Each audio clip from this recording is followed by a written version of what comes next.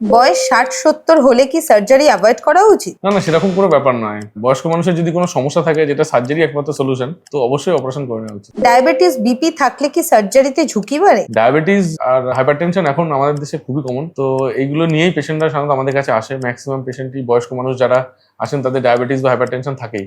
আমরা অপারেশনের আগে এইগুলোকে কন্ট্রোল করে অপটিমাইজ করে তবেই অপারেশন করি। সার্জারি নিয়ে ভয় থাকলে কি ডিলে করা উচিত হবে? সার্জারি নিয়ে ভয় থাকলে ডিলে করাটা তো ঠিক নয়। বেসিক্যালি আপনার যদি সার্জারি একমাত্র চিকিৎসা হয় তাহলে সার্জারি করে নেওয়া ভালো। বয়স্কদের জন্য অ্যানাস্থেসিয়া কি রিস্কি? আগে বয়স্কদের অ্যানাস্থেসিয়া রিস্কি ছিল, বাট আমি এখন বলবো যে রিসেন্ট অ্যানাস্থেসিয়ায় যে অ্যাডভান্সমেন্ট হয়েছে তাতে অনেকটাই রিস্ক কমে গেছে এবং আমরা অপারেশনের আগে সমস্ত কোমরবিড কন্ডিশনগুলোকে অপটিমাইজ করে তবেই অপারেশন করি। ফলে রিস্কটা আগে যেরকম ছিল তার থেকে অনেক এখন কমে গেছে। ল্যাপ্রোস্কোপিক সার্জারি এল্ডারদের জন্য কতটা সেফ? ল্যাপ্রোস্কোপিক সার্জারি আমি এল্ডারদের জন্য সেফই বলবো, কিন্তু কিছু কিছু কন্ডিশন আছে, যেমন ধরুন সিভিয়ার শ্বাসকষ্টের অসুখ বা সিভিয়ার হার্টের প্রবলেম, ইসকেমিক হার্ট ডিজিজ বা কার্ডিওমায়োপ্যাথি, এগুলো যদি থাকে বা ইজেকশন ফ্র্যাকশন যদি কম থাকে তাহলে সেক্ষেত্রে ল্যাপ্রোস্কোপিক সার্জারি অ্যাভয়েড করাই ভালো।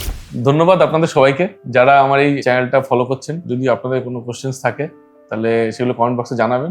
আমি পরবর্তী এপিসোডে এগুলো উত্তর দেওয়ার চেষ্টা করবো। নমস্কার।